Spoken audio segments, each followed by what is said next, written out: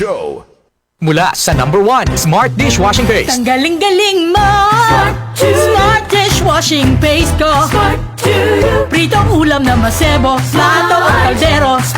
Tanggaling for everyday. Ganyan pag Smart ang dishwashing paste. May double tanggaling formula. Tanggal galing ang sebo at bakterya. Bahid para walang bahid, linis fantastic sa metal at plastic. #1 ko to! Tanggaling-galing mo! Smart dishwashing paste. Heavy duty linis bawat pahid. Smart Dishwashing Paste, manufactured by ACS Manufacturing Corporation. ISO certified, world-class quality. ACS. Santon Plus Herbal Capsule. Ako si Joseph, 5 years na akong Santon Plus Herbal Capsule user. Walang ibang gamot na nakapagpagaling sa aking cirrhosis of the liver, kundi Santon Plus Herbal Capsule lang. The best talaga. Santon Plus Herbal Capsule. Mabibili sa mga butika. Ang mga kwento nila ay inspirasyon sa iba. Diba, how can you make sense of this pandemic?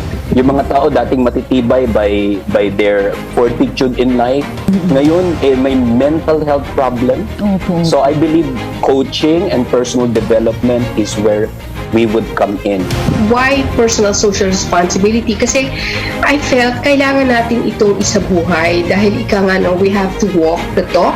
We have to try to walk the talk. Ang mga hakbang na kanilang ginawa ay malaki ang naiambag para sa pagbabago sa buhay ng bawat isa. I initially started a youth organization for the youth, regardless of what their age, just for them to be of service. Kapag pinapainom ko sila ng kape, tumitigil ang putukan at nag-uusap at nasusulong ang usaping pangkapayapaan. Pakinggan ang kwento ng bagong kabayanihan sa Kwentong Bayani.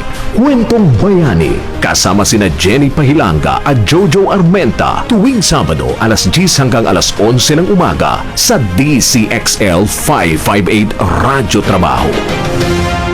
Ang kwento nila para sa iba ay bayani ka. We started this program ho because we wanted to show how heroic Filipinos are. How there are so many wonderful people, men, women alike, many young, some quite old, working to better not only themselves but their neighbors and indirectly therefore the country. Kwentong Bayani, hatid ng DCYF at ng RMN Networks. DZXL News Break.